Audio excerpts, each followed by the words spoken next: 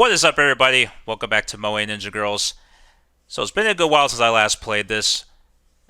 It feels like it's a lot slower now to progress now that they're not doing regular events anymore. Yeah, like, it just feels slower than it used to. I know getting all the 90 because I saved my jewels for the premium stories. So for the premium stories, I've used 90 for those, and 90 it takes forever to get. So I know saving up all the 90 to buy each part took a while. So yeah, that's why I didn't get back to this one for a while. But we're back in it now. I'm pretty excited to see where this ends off. So we are on season 16 now. I chose to play through this one because it's girls we've seen already. So I went on the Tengge route for this one. So it's pretty good. So as per usual with these kinds of things, I like to do a whole season recap because I take down some notes as I go, and then I do a whole recap at the end, and then we play the final chapter. So as per usual, if anybody hasn't played through this part in the game and doesn't want spoilers, I suggest you click off the video now. Otherwise, the rest of us, here we go. So to recap, the season starts off. We come back 1 month after Tengge regained her memories, and we cut to Tengge in a swimsuit, and Yamabuki is tickling her with a feather. And the MC just stands there in awe, of course, because of course he does, right? And Yamabuki encourages him to join in as he's holding a feather too. Now this part, it turns out that this was an event that hasn't happened yet. So we move to a flashback. So we flash back to a few hours earlier, and the gang meets at Akari's place. Now Yamabuki was the one that gathered them all together, and when they hear that, they all get ready to leave as they don't trust her not to have something stupid in mind. And she begs them to stay, and they agree to at least hear her out. Now it turns out that Tengge was the one that originally wanted them to come. There's still some memories that she hasn't been able to recover. Now, the group is a little skeptical as they think about how she passed out the last time she had a flashback. But she says she actually wants to remember. Now, with the Yatakarasu still at large, she thinks it will help them be better prepared. So with that, she asks Yamabuki what the plan is. Now, Yamabuki brought in Hotaru for help as well. Now, she wants her to use her spiritual powers to look into Tenge's mind and see if they can find anything that way. Now, Hotaru is a little hesitant, but they manage to persuade her. So she tells Tengge to sit and breathe deeply. After a few minutes, Tenge's body goes limp and she falls unconscious. The MC manages to catch her as she falls. He tries calling out to her as he feels there's something wrong. However, Hotaru tells him not to interrupt the ritual. She tells him that she's fine and that she's made it into her subconscious. Now, Tengge says that she sees a lake, and she was apparently looking for something in the lake. Now, she gets ready to go in when she falls in, and then she starts screaming. And at this point, Hotaru doesn't want to push any further, so she claps her hands, waking her up. Now, Lily becomes curious about this lake. She asks her when she might have been there. Now, because if she was looking for something, it might have been a mission for Obnubi. Now, Tengge can't remember a mission like that, but she thinks it was during the autumn season. The air was a little cool for it to be summer. The MC is a little bothered by the lake clue. He remembered a vision that Miyu had before about Tengge being in a dark pool of water. He thinks maybe it's that lake that she's talking about. Yamabuki wants to try another thing to get her to remember, and that's when we come back to the start of the season. Now, Enju can't watch the antics anymore and starts arguing with Yamabuki. Tengge looks over at the MC as if inviting him to tickle her too. He goes in thinking that it's going to help her and starts tickling her too. After a while, Yamabuki calls it when she's been satisfied. The MC feels bad, but Tengge apparently had fun. She's noticed that everyone has been a lot more nervous around her since she came back. So getting to goof off like that felt like how it used to be. After this exchange, the group leaves for their school ski trip in Hokkaido. Now, this part of the story, I ended up skipping through a lot of it because it was just a lot of filler, so. Things got interesting again when they get to a bear park. Now, they're not sure what to make of the bears since they're all just lying around, and Tengge tells the MC that they're allowed to feed the bears, and Enju offers to go with them. As they're getting ready to head over there, one of the bears wakes up. It gives off a loud roar that resonates across the whole park. Its roar causes Tengge to start screaming. She starts having another flashback. The flashback appears to be of that lake from before. She's looking around and she notices a shadow moving above her. She locks eyes with the creature and it makes a loud roar. After that, she regains consciousness. The bears all begin to roar as if something angered them, and they all rush to the fence and break it down. The group has to decide what to do to keep the guests safe. Now, Kikoko offers to take care of Tengge, and she leaves the rest to them. Before she leaves, she gives the MC a pamphlet.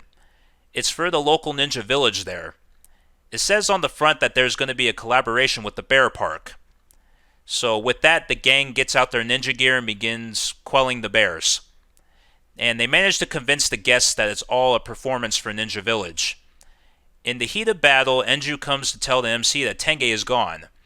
She regained consciousness and ran away from Kikoko. So they stop to go find her. Now, she doesn't remember how to use her ninja skills, so she could be at risk. They manage to find her by the observation tower. She's cornered by a few bears, with a bear that appears to be the alpha advancing towards her. The MC tells her to jump and he'd catch her. She hesitates for a moment, but then something changed. She managed to wrestle the bear to the ground before collapsing again. And the group gets to a hot springs resort. The MC and Johnny go to their assigned room. The MC is going through his belongings when he gets a call from Enju. She tells him that Tengge woke up and she remembered something back at the bear park. She wants him and Johnny to come to their room. When they get there, everyone else is there too. Tengge is sitting on the floor and she greets the MC. She still looks a little unwell, but much better than before. The MC asks about the memory she had. She remembered it after the bear roared, but it's gone again. Enju thought that he could do something. Now he's a little confused by this as they all know he doesn't know any ninjutsu that can manipulate memories. When he says this, Kikoko comes out from sleeping in the closet to tell him that he kinda does. There was a ninjutsu that was passed down for many generations in their village. It uses pressure points of the brain to bring out repressed memories. Since he knows about pressure points, it shouldn't be too hard to figure out. He's a little nervous about it as he'd have to put his hands over Tenge's body. So he makes an excuse that he can't do it while she's clothed.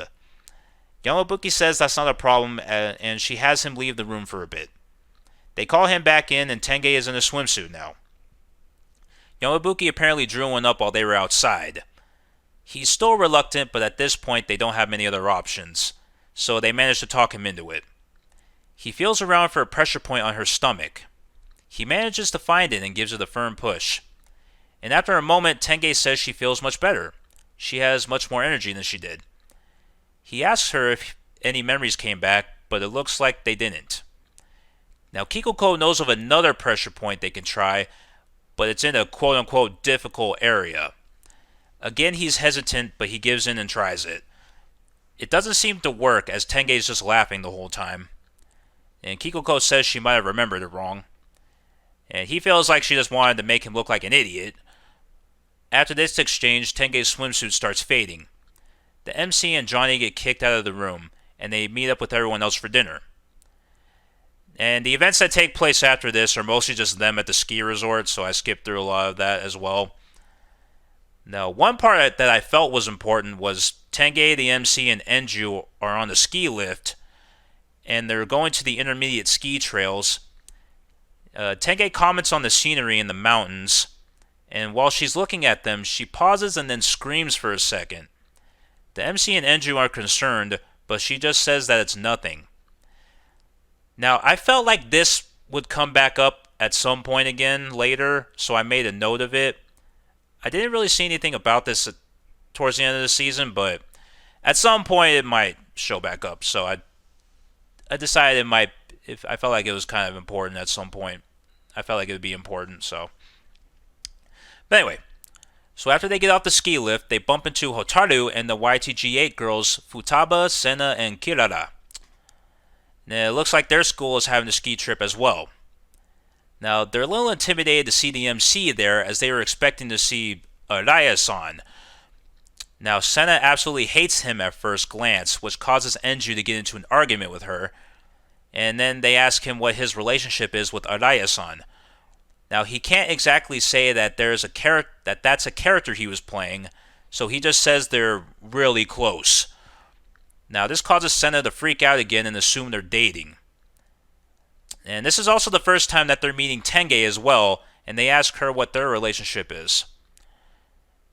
And of course, she chooses to fan the flames, and she just says their relationship is unusual. Now, this causes Sena and Enju to get into another fight. Now, in the middle of all the tension, Futaba looks at Tengge and tells her she has a cowlick. So she pulls out a hand mirror and gives it to her. When Tengge looks into it, it triggers another memory. She's back in the lake again. A mirror appears in front of her, and when she looks at her reflection, it starts emitting a bright light. And she starts screaming again. The MC and Enju are trying to calm her down, but she just tells them to stay away. She backs away and heads down one of the ski trails. Enju wants to meet her at the bottom, and the MC decides to chase after her. He says goodbye to Hotaru and the others and races down the mountain. He's trying desperately to catch up with her, but she's moving very fast. He calls out to her, but she doesn't seem to react.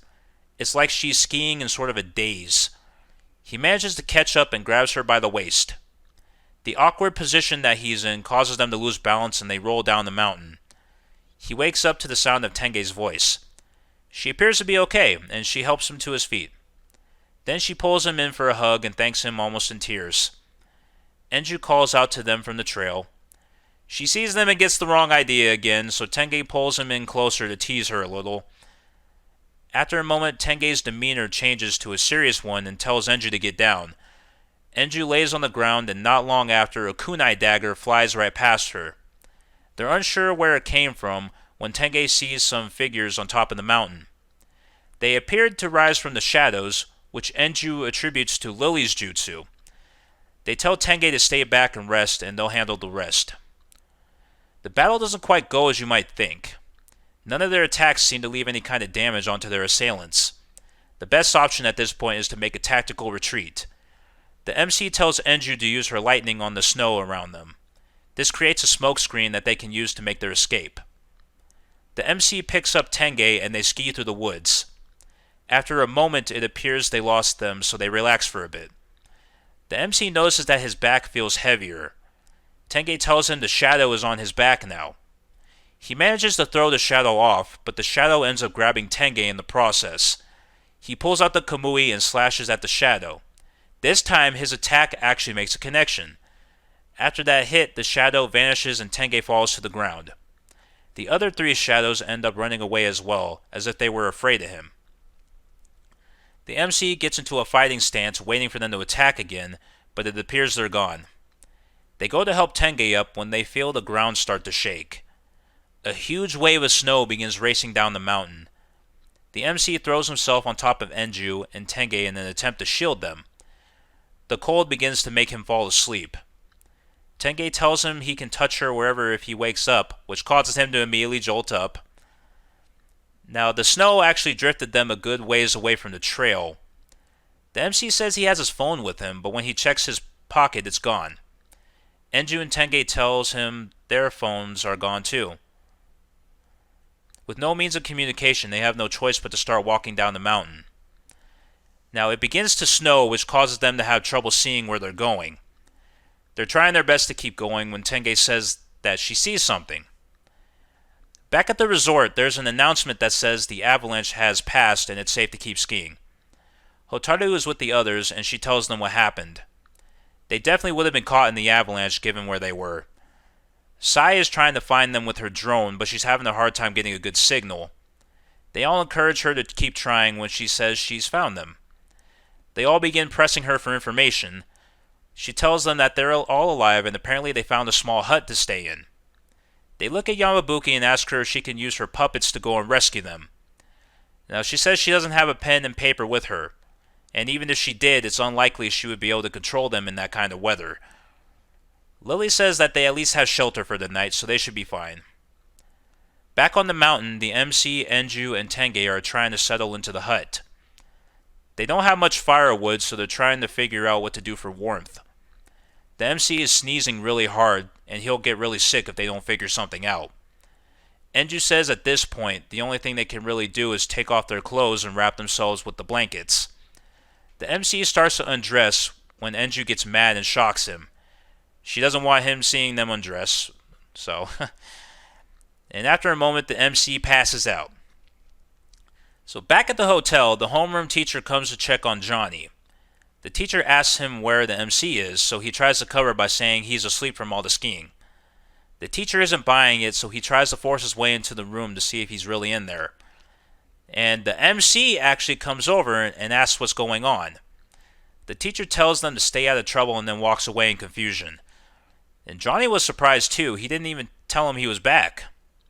Akari and Rika walk past and notice him too. And Akari was really worried. He pushes her against the wall and caresses her chin. He gives her a wink and says that she won't be lonely tonight. Rika puts two and two together and realizes something. That's not the MC, but rather the Grand Hentai. Now, the Grand Hentai is impressed that she was able to figure him out. And she tells him that the real MC can't do techniques like the Kabedon because he's too inept. Now, the Grand Hentai jokes that he should be the real protagonist since the real MC is such a loser. Both Akari and Rika tell him the MC is sweet and honest, and all he is just horny. He doesn't deny it and starts laughing maniacally. Once he finishes laughing, he starts to wonder what the three of them are doing up there on the mountain. We cut back to the three in the hut, and they're huddled next to the fireplace.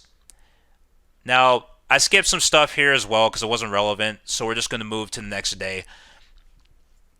So the next day, the three wake up and begin to make their journey down the mountain. The MC is getting tired of all the walking, so he wonders if they can find another way down. Tengge points to a big sign that they could possibly use as a sled.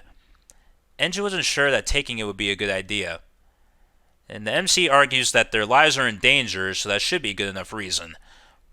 Tengge asks who should sit in the front, and there is a choice here, so I chose to have the MC sit up front, since that was the Tengge choice.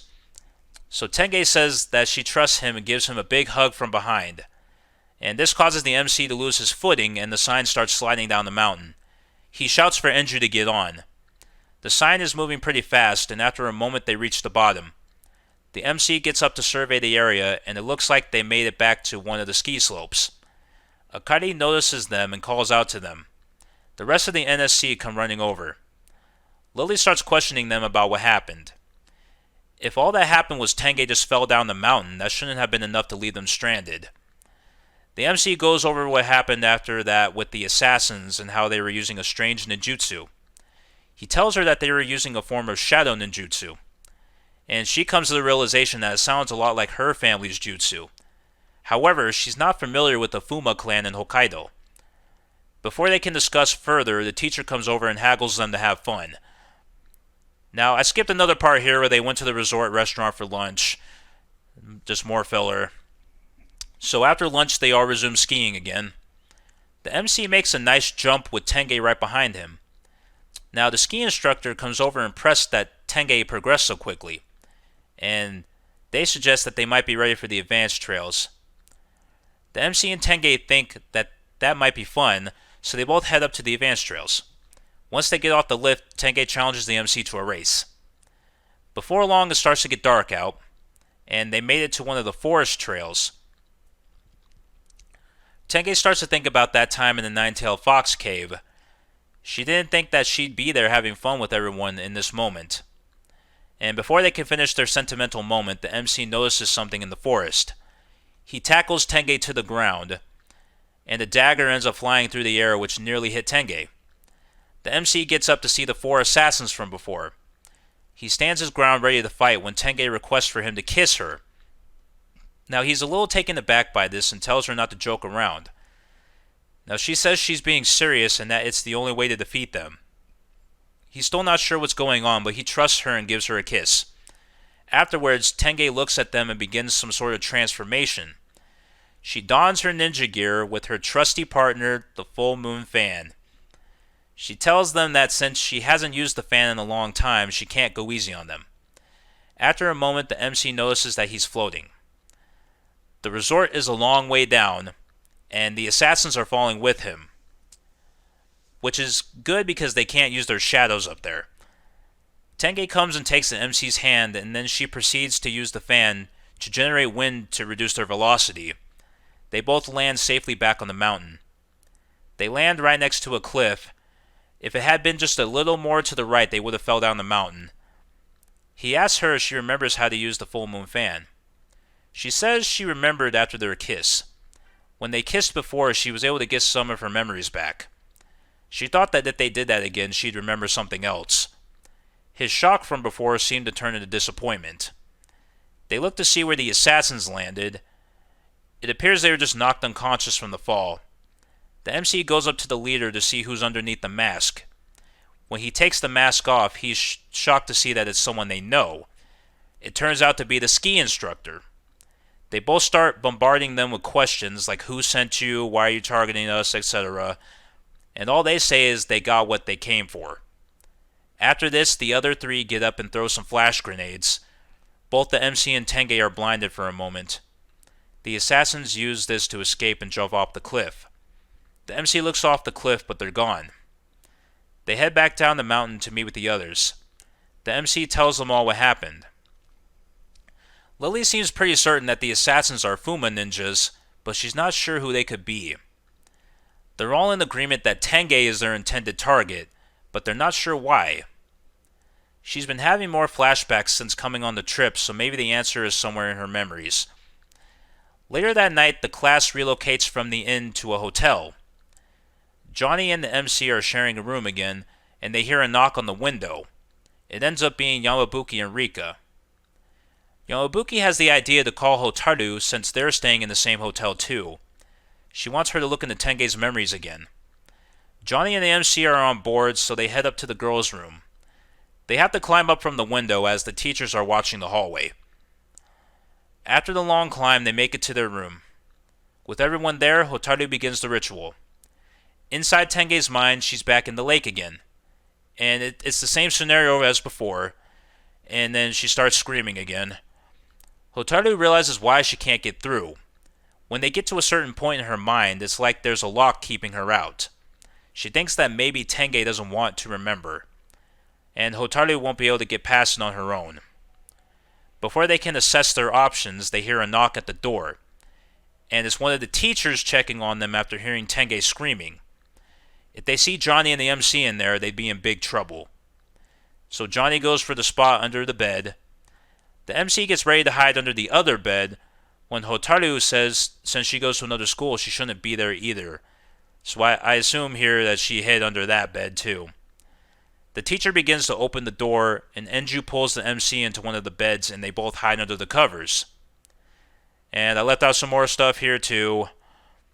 After the teacher leaves, Enju and the MC come out and breathe a sigh of relief.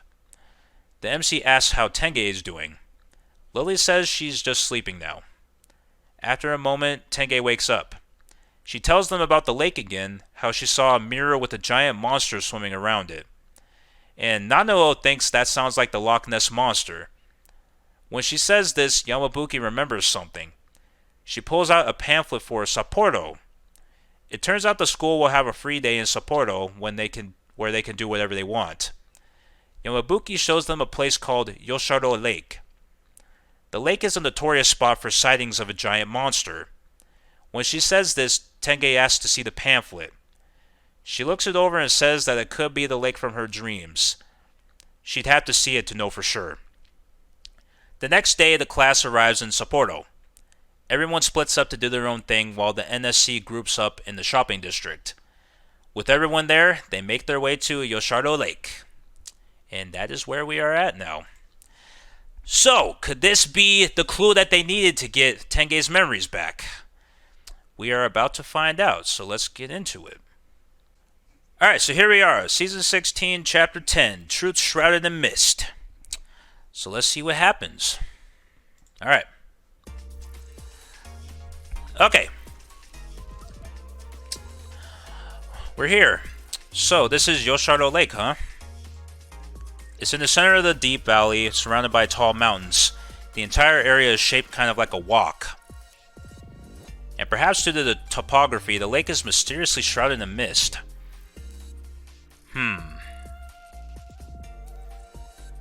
Anything look familiar? Anything look familiar, Tengge-san? It looks exactly like the lake from my dreams. Really? But what reason would you have to come here? I don't remember. Tengge-san wraps her hands around her head. I can't believe we came all this way and I still can't remember anything. Her expression is clouded with worry. I have to somehow cheer her up. There's no need to rush, we just got here. I playfully say while shrugging my shoulders. Thanks, Mitsuge.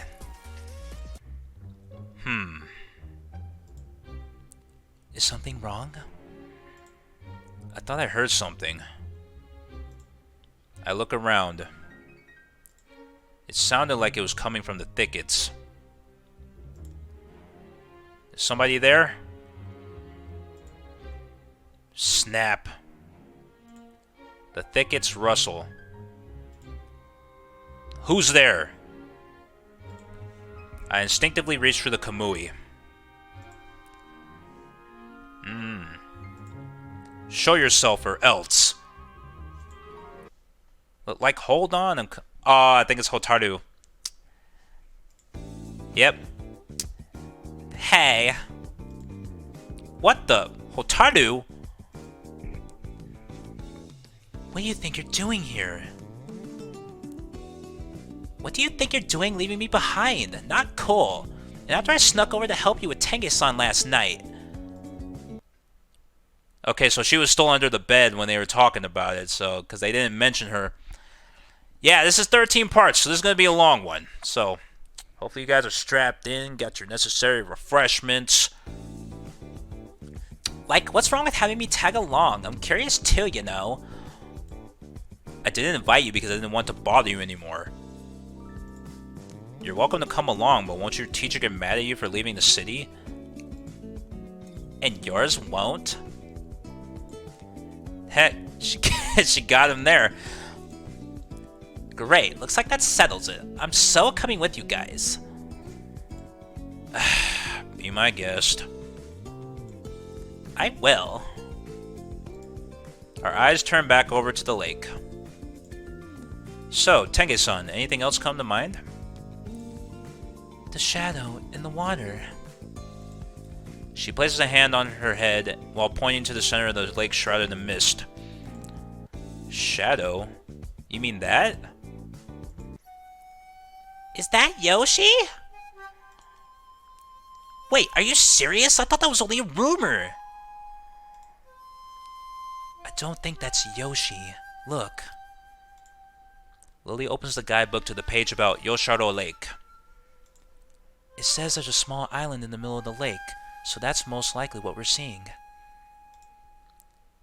It's apparently nothing more than a small deserted island. It doesn't even have a name. This island. The shining mirror. Tengge-san wraps her hands around her head, then falls to her knees. What's wrong? I've been to that island before. What? I went there searching for something. What were you looking for? I'm not sure. Then that settles it. We're going to that island. But we won't be able to swim all the way over there. We'd freeze to death before we reached it. Then how about we borrow one of those? Okay. It was like a raft or something. Yamabuki points to the boat rental sign. Oh. Oh, perfect. But, demo. They're closed? Oh, you're right. I'm guessing not many people want to take boat rides during colder seasons like this. That's when Yamabuki taps me on the shoulder. The boats are still here, though. We can just leave some money on the table. She hands me an oar. Yeah, I guess we could do that. I mean, we really shouldn't, but... It's an emergency. And that's how we borrow 4 boats. I end up riding with Tengge-san and Enju. We approach the island as I move my oar through the lake water. Can't believe how thick this fog is. Can't even see the other boats. That's the island, right? Where do you think you're going, Mitsuge? The island is that way. What? But I can see the silhouette of the island. Huh? Oh, you're right. Is it just me, or did the island just move? That's no island, Mitsuge! Oh, shit. What? That's Yoshi! A huge wave forms over the surface of the lake, rocking a small boat. Ah! We're going to crash!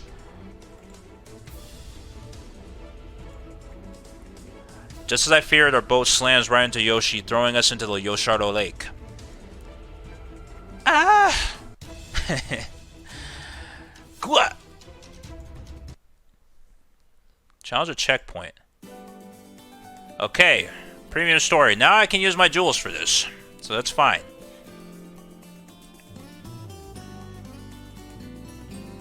Alright. Let's see what we get.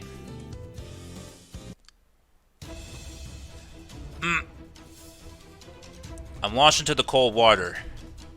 It's so cold I could freeze to death. Ah, there's no time. I have to swim to shore. Where are the others? Enju's body slowly floats by. Enju! I grab Enju by the arm and pull her to my side. Is she going to be okay? She slowly opens her eyes. Enju points behind me. What? Is there something there? Yoshi? When I look back, all I can see is a monstrous shadow swim past me. It's so large that just moving disturbs the water. Enju's face suddenly loses all color.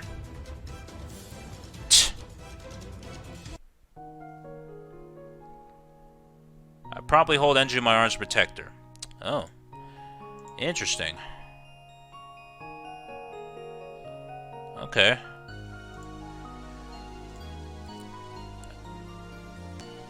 Alright, so... The large creature Yoshi appears to be a whale. Why is there a whale in the lake? How did the damn thing fit? Unless it's a small-ass whale. I don't know many whales that are that small. And there's no way we stand a chance against it in this home territory. I hold my breath, waiting for it to leave. Enju tightly clenches onto my shirt. Her hands clearly trembling. I hold her hands, praying that Yoshi will leave. Damn it, just go away already! I can't hold my breath much longer.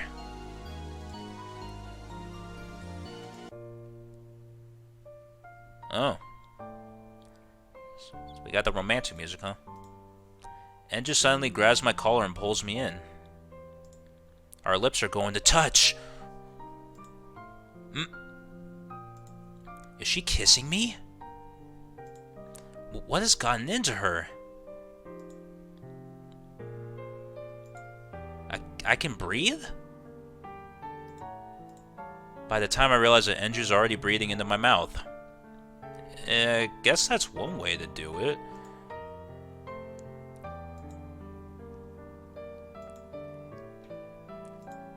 giant creature slowly fades into the distance. Now's our chance. I firmly hold Enju in my arms and begin kicking my legs to swim to shore. Ugh. Phew, that was a close one. Was that Yoshi? Nice. Okay. Enju and I tread water while looking around. I find a bloat. A bloat? It's probably boat. I find a boat flipped over next to us. Tengge-san is holding on to it. Damn. Tengge-san! Mitsuge, Enju! Are you alright? I'm fine. I'm so glad you're okay. Yoshi disappeared into the fog, but... Are you sure you're okay? You don't look so good. Let's hurry to the shore. Yeah, good idea.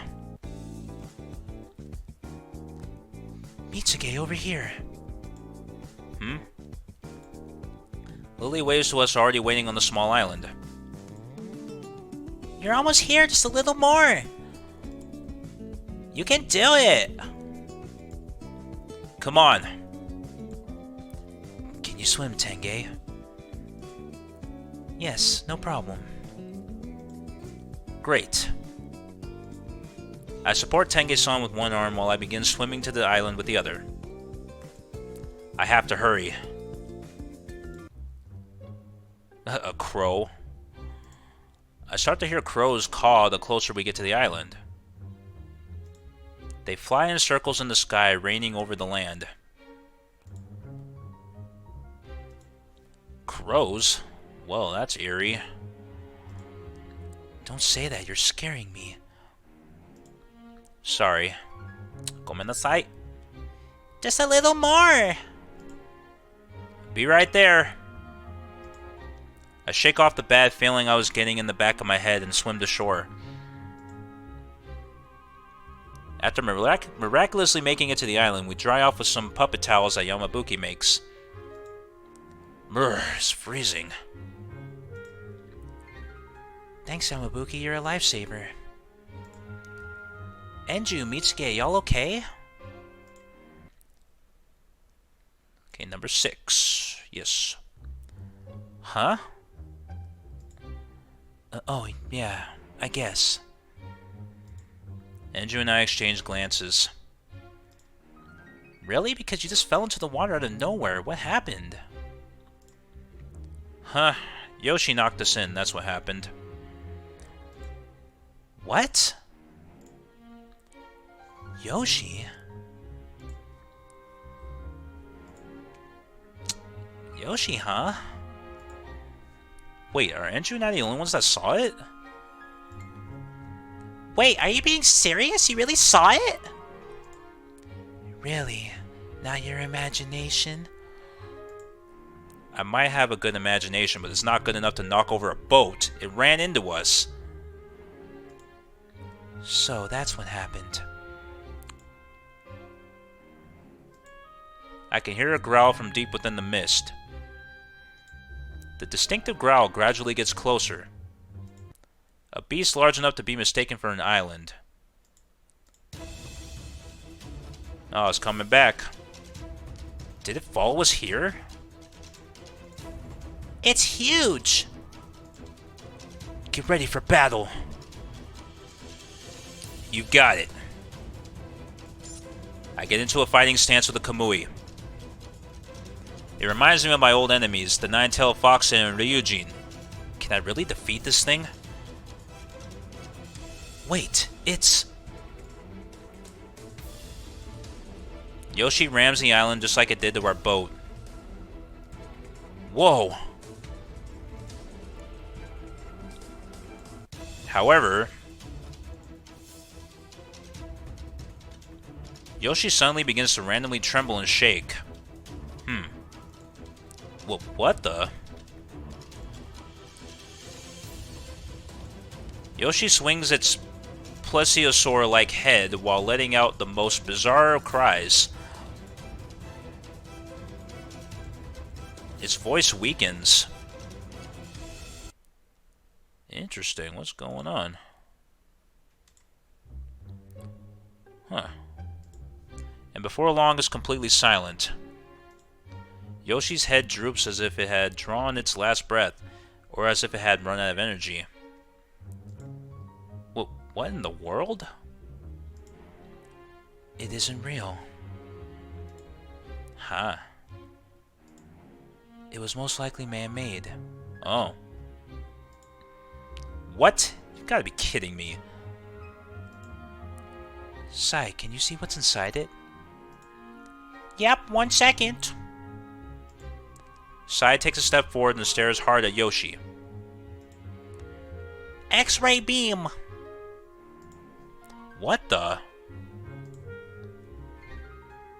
The moment she says that, a mysterious laser beam shoots out from her eyes. Since when could she shoot lasers out of her eyes?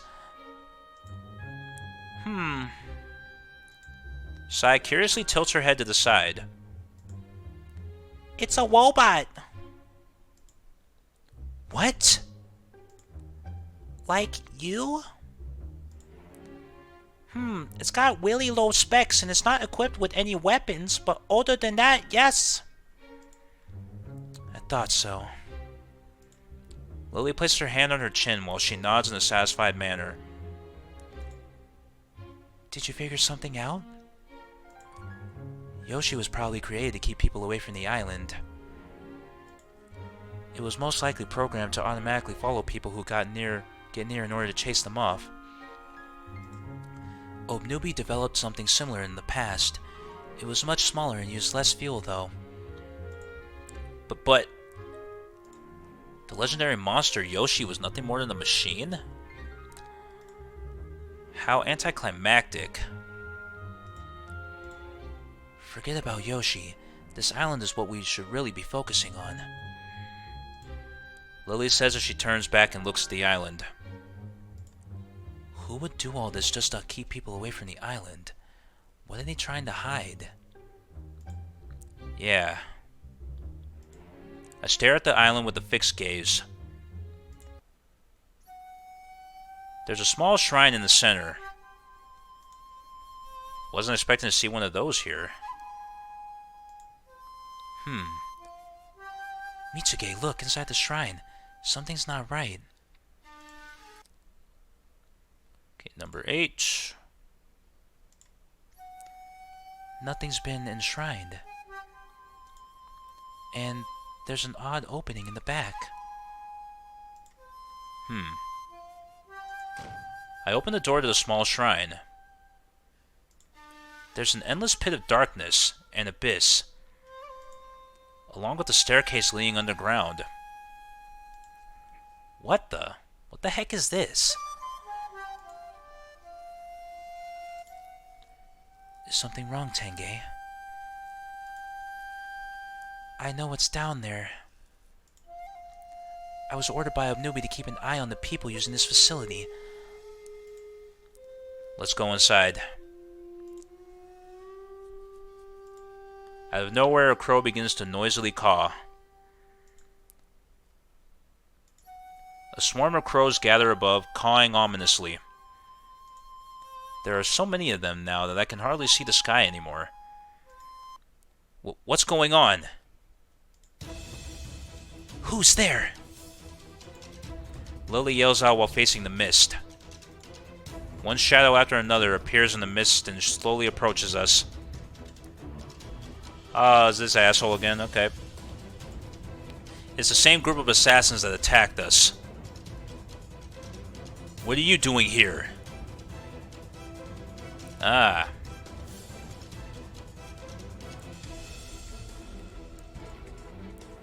What ninja village are you from? Ninjas? How dare you mistake us for such low-bred creatures? What did you just say? Mitsuge, that's the Yatagaras. What? While glaring at the assassins, Tengge-san holds her head as if she were in pain.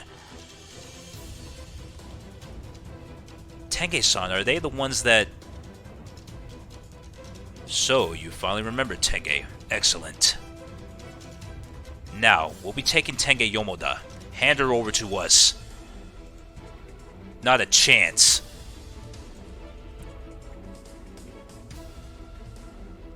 She's too important to us. She means too much to us. I won't let you have her.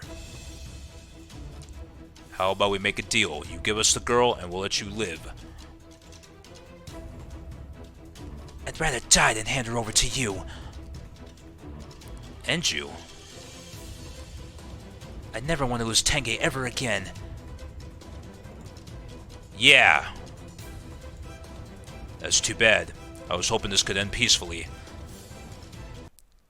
So that was a Andrew choice, yep. Well, we're past Tengge already, so we don't need it. We can miss a couple, it's no big deal. So you really plan on fighting us for her?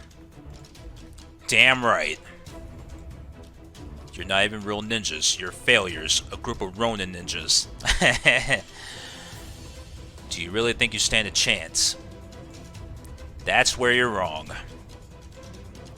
We're not a group of Ronin ninjas. We're Mizaki School's ninja-seeking club. The ninjas who defeated the Nine-Tailed Fox and Ryujin. I grabbed the Kamui's hilt and stepped closer to the assassin. Then, I slide the sword out from his sheath, diagonally slashing through his shoulder. Heh. What? Not even a drop of blood spills from his body. His body shimmers and suddenly transforms into a group of crows. Interesting! So is that why... So technically he doesn't have a whole body? Huh, that's interesting. Damn it, substitution jutsu! Over here... The Yatagaras stand on top of the trees hanging over the shrine. Simply taking the woman would be quite easy, but you must be punished for defying us. He raises his sword into the air. Rejoice, for I shall allow you to have a taste of our jutsu. The other assassins raise their weapons into the air, touching the tip of his blade. Mitsuge. I don't know what they're planning on doing, but I have to stay close to Tengge-san. Oh, Izanami, deity of Kumano, let your ear be attentive to your servant's call. Open thy portal to the sleeping land of origin. In the name of Yatagaras, we stand in awe before you with offerings. The longer they chant, the more crows begin to gather overhead. There are so many of them flying over the assassins that they block out any sunlight. Hold on, those look like crows, but... Those are familiars that just look like crows. Have they been summoning these? Reveal the land of shadows to us. The eternal land, the pit of darkness, Yomitsu Hirasaka. The familiars covering the sky explode all at once. Oh shit. What? The explosions don't have much punch to them. But then, night suddenly falls upon us. Stay calm, everyone. It's just an illusion. See, this is where Lily would excel. She excels in the dark, so... Lily is able to instantly analyze the situation, since she uses Shadow Jutsu as well, yep. They can freely move along the shadows within the fields they create. But if their jutsu is the same as mine, we should be able to get rid of the shadows with a powerful light source. They could try like the flame jutsu, maybe. Got it. Leave the rest to me. I firmly grip the Kamui, taking every direction into account. But even though all I'm doing is holding my sword, I'm oddly starting to feel exhausted.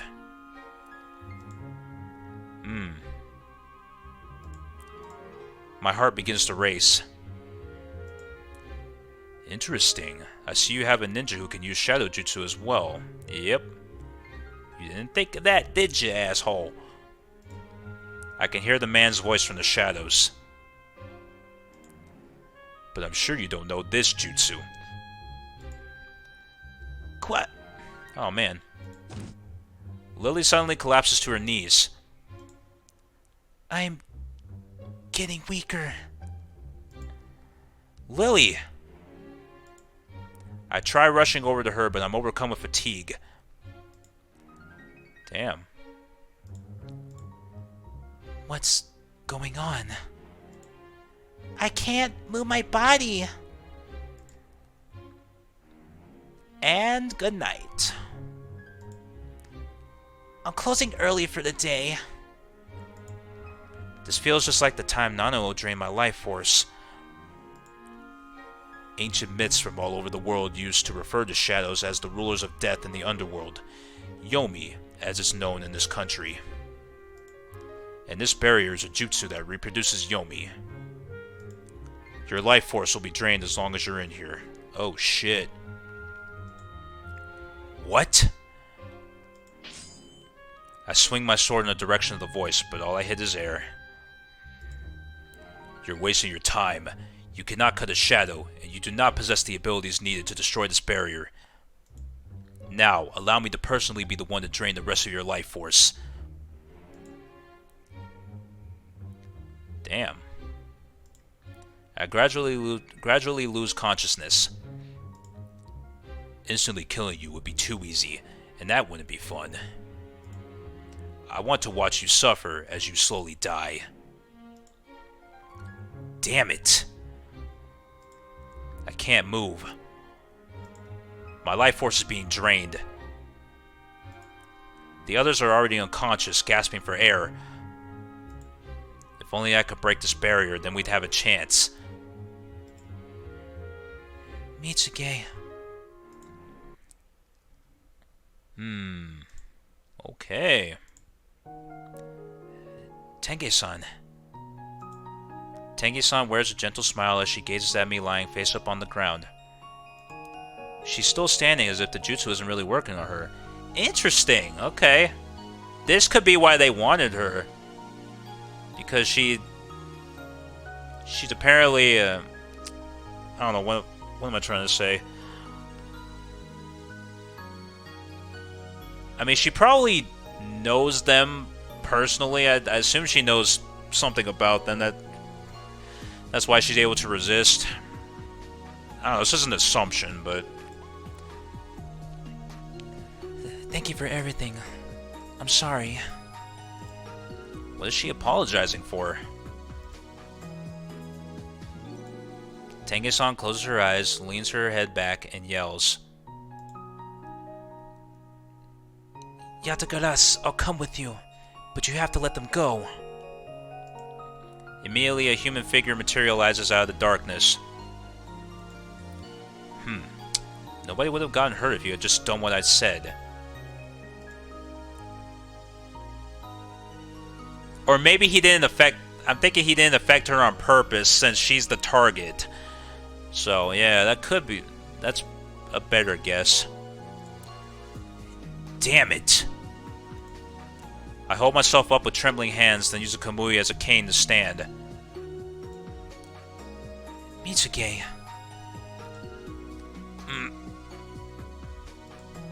I stagger before Tengge-san to protect her.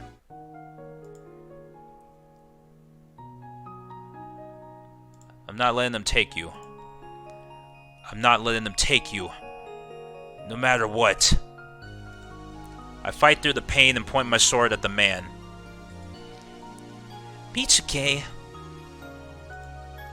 You're going to lose even more of your life force if you struggle. I don't care. And I don't plan on going out alone. If I die, you're all coming with me.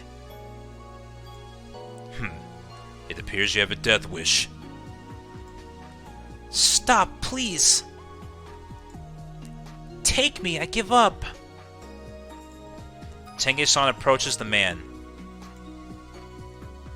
Tengge-san, don't. Mitsuge. She spins around and looks at me.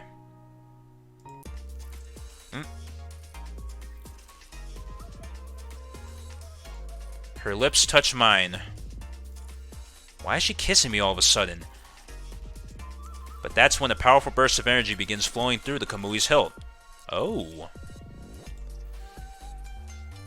Soon after, the blade emits a pale light which gradually gets stronger. The full moon fan also begins to radiate a white light as if it were resonating with the Kamui. What's going on? Tengge-san holds a shining full moon fan into the air while looking at me. Oh, she's gonna fight back. Alright.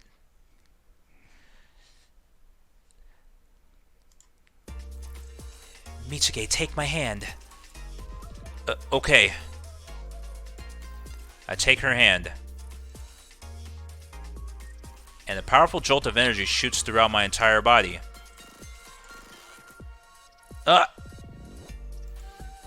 The light radiating from the Kamui immediately changes into the same light emitting from the full moon fan. Mitsuge, I need you to trust me and swing the Kamui. Got it. I swing the Kamui with everything I've got, slicing through the air. I hear a crack and a fissure opens in the pitch black sky. The very next moment, the barrier of night trapping us disappears and the sunlight returns. The barrier's life-draining effects are gone, and the assassins are in clear view now. Huh? It's morning already? Just 5 more minutes. Wow, aren't you all early birds? That's impossible. The barrier can't possibly break. Thanks to my full moon fan and his Kamui, it can. The Kamui is a demon slayer, while the full moon fan can manipulate space. Put them together, and you can cut through space. Wow, that's pretty sick. Haha, you didn't think of that shit, did you? Let me show you one more thing the full moon fan can do. Don't worry, it's on the house. What? Whirlwind. She swings the full moon fan, creating a strong gust of wind. And just like that, the deep mist covering the lake is blown away without a trace. The gale then turns into a tornado, throwing the assassins straight up into the air. Quoi? Uh-oh. After watching the Yatagara's assassins get launched high into the sky, Tengge-san closes the full moon fan. It's over. Sleep well. The wind stops, and the assassins begin to fall. The 3 underlings either fall into the lake or into some tree branches.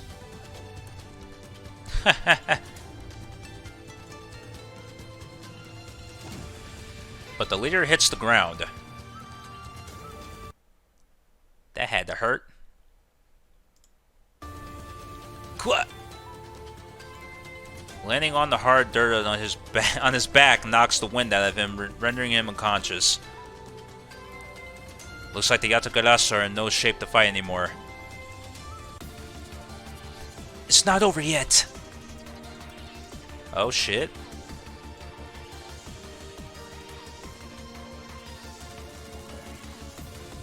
The fight isn't over yet. The 3 assassins point their weapons at us. They're riddled with wounds, barely able to stand, but it seems they haven't lost their will to fight.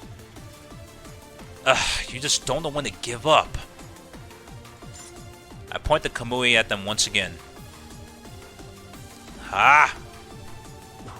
I close the distance between us. They're wide open. I let the Kamui into the air. I swing the Kamui with everything I've got. What the? But it just barely slices through one of their masks. But why? Why is she... The mask, cut in half, pitifully falls to the ground over the girl's feet. She stares at me as if even she has no idea what was going on. Which one is it? I guess we'll have to find out the next season. Welcome to the next episode preview corner with me, Enju. And me, Tengge, completely back to my normal self. Back to your normal self? I say you're even stronger than you used to be. I wonder why, though. The full moon fan also started emitting a strange light. Do you think it could be?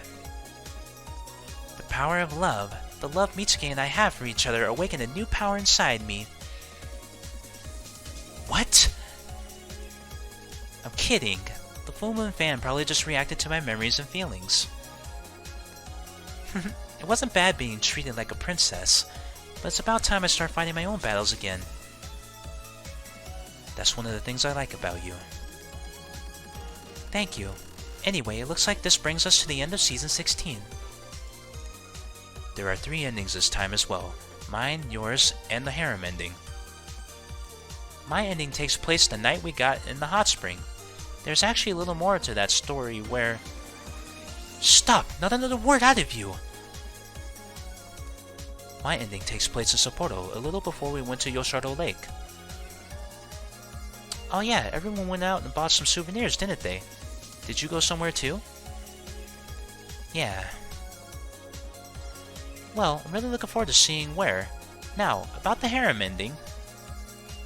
Yeah, I still can't believe she's going to be back. Whoever could you be talking about? Oh no, not her again. Not the Oh no. Guess that's just something you'll have to look forward to. Anyway, thanks for playing Moe Ninja Girls Season 16. I'm so glad I got to see everyone again. Thank you for playing. Alright. So, we did the Tengge route, so we are going to be doing... The fuck? Why is Tenge's ending with a picture of Rika? What? Why do you get... What? Why do you get a Rika outfit for Tengge? That literally makes no sense to me. Whatever, they probably did it for a reason. So, alright, with that, we will be going for the Tengge ending next video, so that should be cool. Cool. So, the battle with the Yatakara seemed to wrap up a little bit.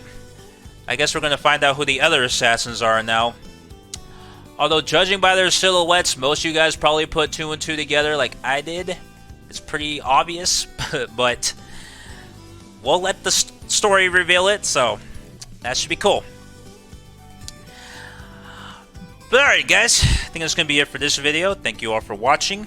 If you enjoyed it, you can let me know by leaving a like or telling me in the comments below. Subscribe for more, and I'll catch you guys in the next one. Alright, peace.